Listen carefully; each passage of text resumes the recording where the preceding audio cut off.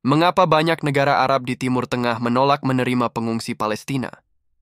Timbulnya perang yang baru antara Israel dan Hamas telah menimbulkan ketakutan bahwa jutaan orang Palestina yang tinggal di jalur Gaza mungkin terpaksa menjadi pengungsi. Meskipun Gaza berbatasan dengan Mesir, pemerintah Mesir segera memutuskan untuk menolak kemungkinan menerima pengungsi Palestina. Bahkan, Mesir saat ini sedang membangun tembok perbatasan yang lebih besar dengan Gaza daripada yang sekarang ada. Banyak pengamat bertanya mengapa Mesir, sebagai negara mayoritas Arab dan Islam, menolak orang Palestina. Namun, sejarah menunjukkan bahwa beberapa negara Arab pernah menerima pengungsi Palestina.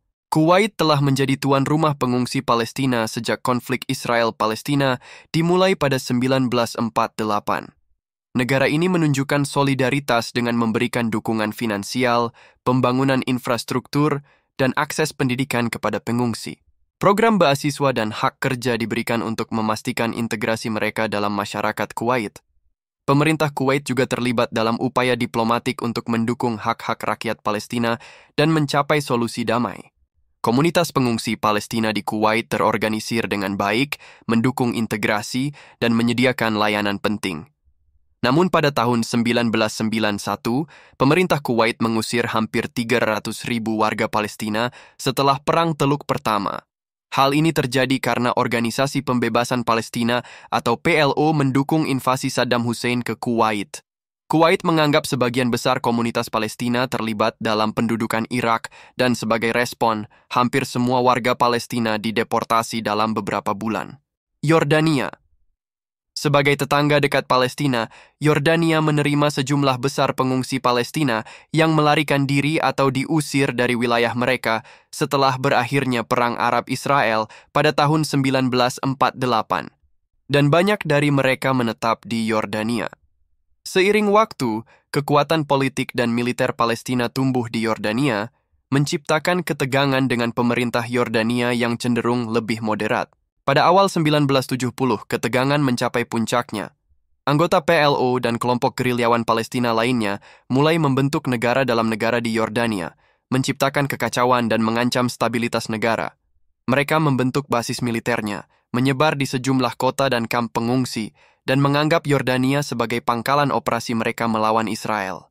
Raja Hussein yang khawatir akan kehilangan kendali atas negaranya, mulai mengambil tindakan tegas. Pada 15 September 1970, pasukan keamanan Yordania meluncurkan serangan terhadap basis PLO di Amman dan kota-kota lainnya. Ini mengawali serangkaian pertempuran yang kemudian dikenal sebagai Black September.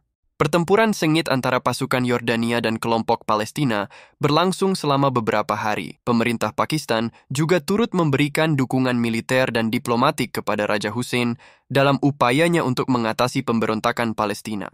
Pakistan memiliki kepentingan geopolitik dan strategis dalam membantu Yordania.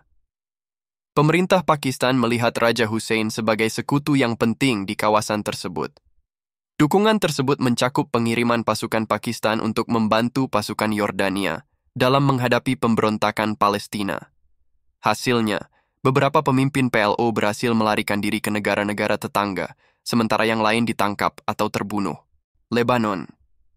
Lebanon telah lama menjadi tuan rumah bagi sejumlah besar pengungsi Palestina sejak Perang Arab-Israel tahun 1948 dan perang berikutnya pada tahun 1967. Sejak saat itu, sebagian besar pengungsi Palestina di Lebanon tinggal di kamp-kamp pengungsian yang tersebar di seluruh negeri. Pada awalnya, penerimaan terhadap pengungsi Palestina cukup terbuka dan pemerintah Lebanon serta masyarakatnya berusaha memberikan bantuan kepada mereka yang mengalami kesulitan. Namun, seiring berjalannya waktu, kehadiran besar jumlah pengungsi Palestina di Lebanon menimbulkan berbagai masalah. Salah satu masalah utama adalah ketegangan sosial dan politik. Pengungsi Palestina memiliki dampak signifikan terhadap demografi dan dinamika politik di Lebanon.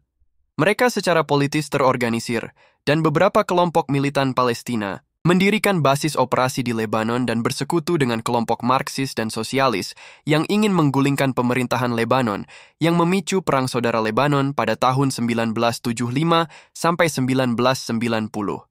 Pada akhirnya, Perang Saudara Lebanon berakhir dengan perjanjian damai yang ditandatangani pada tahun 1990.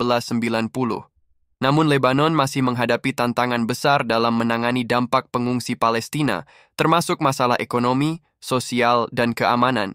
Pengungsi Palestina di kamp-kamp pengungsian masih menghadapi keterbatasan dalam hal hak-hak dasar, dan situasinya dapat menjadi sumber ketidakstabilan di negara tersebut.